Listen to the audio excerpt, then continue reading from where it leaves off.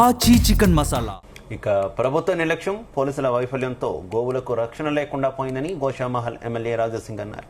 ఈ నెల 27వ తేదీన బక్రీద్ నాటికి వేలాది పశువులు, దూడలు బలవుతున్నాయని ఆవేదన వ్యక్తం చేశారు. ప్రభుత్వం ముందస్తు చర్యలు తీసుకుని గోహత్యను అడ్డుకోవాలని డిమాండ్ చేశారు. ఈ నెల 27 మైకి బక్రీద్ పండగ ఉన్నది. ప్రతి సంవత్సరం పోలీస్ అధికారుల నుంచి గాని, గవర్నమెంట్ నుంచి గాని మేము ఒక ఆశ పడతాం, బక్రీద్ పండగని డిస్టర్బ్ కావద్దు, పండగ మంచిగా జరుపుకోండి. కానీ కావాలని కొంతమంది మా ఆవులని, చిన్న చిన్న దొడల్ని, పొలాలకి పనికొచ్చే అట్లాంటి మంచి ఎద్దులని ఇల్లీగల్ గా ట్రాన్స్పోర్టింగ్ చేసుకుంటా బహిరంగనే రోడ్డు పైన పెట్టి అమ్మి బక్రీద్ పండగ రోజు కోసి హిందువులు మనోభావాలతోని ఆడనికి కొంతమంది ప్రయత్నం చేస్తారు. అది ప్రతి సంవత్సరం జరుగుతుంది.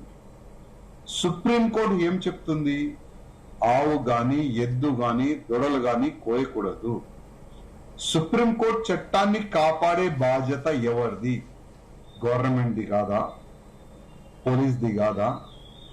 కానీ దురదృష్టం ఏంటంటే గతంలో ఉన్న బీఆర్ఎస్ గవర్నమెంట్ గాని, ఇప్పుడున్న కాంగ్రెస్ గవర్నమెంట్ గాని ముస్లిం ఓట్ బ్యాంక్ ని వాళ్ళకి ఇంకా దగ్గర తీసుకొనికి ఓపెన్ గా ఆవులు, ఎద్దులు, దొడలు బక్రీద్ పండగ రోజు కోయినికి సపోర్ట్ చేస్తున్నారు.